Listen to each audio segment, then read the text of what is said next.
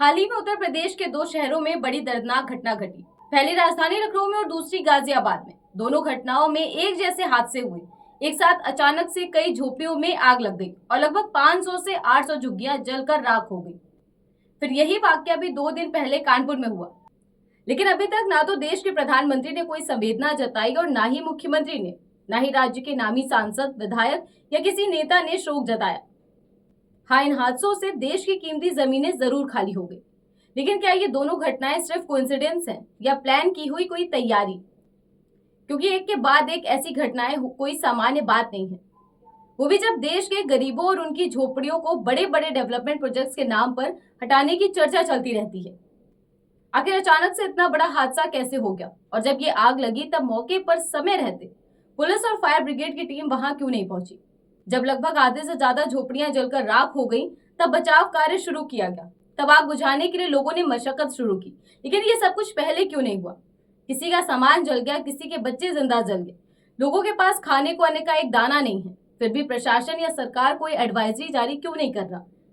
अधिकारियों को कोई निर्देश क्यों नहीं दिए जा रहे? वैसे तो कहीं कोई भगदड़ मच जाए या रोड एक्सीडेंट्स हो जाए तो तुरंत देश के प्रधानमंत्री, मुख्यमंत्री, तमाम राजनीतिज्ञ सोशल मीडिया पर शोक जताते हैं, ट्वीट कर मुआवजे का ऐलान किया जाता है। फिर राजधानी में आई इतनी बड़ी विपदा पर कोई ऐलान क्यों नहीं? कोई शोक संदेश क्यों नहीं? मुख्यमंत्री का कोई दौरा क्यों नहीं? क्या गरीबों का हाल जानना जरूरी नहीं है, या गरीब हैं इसीलिए इस मामले पर ध्यान नहीं दिया जा रहा? ये तो हो गई सरकार की बात। अब जरा हादसे की जमीनी हकीकत समझते हैं। आप सब जानते हैं कि पिछले 1.5 महीने से ईरान, इजराइल और अमेरिका में युद्ध जारी है और हालात गंभीर हैं। पिछले कुछ समय से लोगों को पेट्रोल और गैस के लिए भी भटकना पड़ रहा है, भारी परेशानी उठानी पड़ रही है। लोगों को 3,000 रुपए के नीचे सिलेंडर नहीं मिल रहे हैं। ऐसे में विकास नगर की झोपड़ियों में 40 भरे सिलेंडर कहां से आए? जो सिलेंडर पक्के मकान में रहने वाले लोगों को नहीं मिल पा रहा, वही सिलेंडर गरीब बेसहारा झोपड़ी में रहने वालों को कैसे मिल गया?